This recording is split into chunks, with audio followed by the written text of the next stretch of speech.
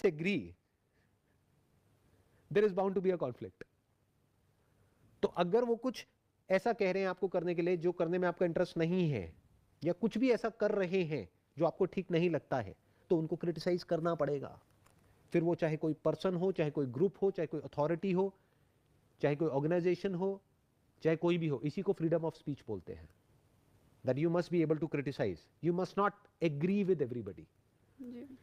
99% लोग ऐसे ही होते हैं, वो एग्री कर जाते हैं, तो सामने वालों को पता तक नहीं लगता है कि उनकी वजह से किसी को कोई प्रॉब्लम हो रही है। मतलब मुंह पे एग्री कर गए, पीछे से उल्टा बोल रहे हैं। मुंह पे बोलने में दम नहीं है, मुंह पे बोलने में हिम्मत नहीं है।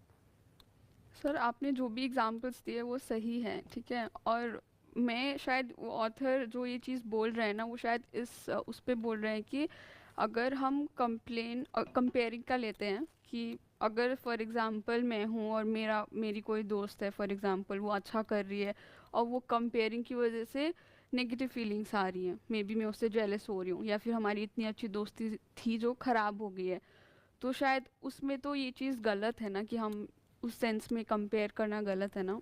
गलत क्या है? कंपेयर करना गलत है, या ये कहना गलत है कि कंपैरिजन गलत है? कंपैरिजन गलत नहीं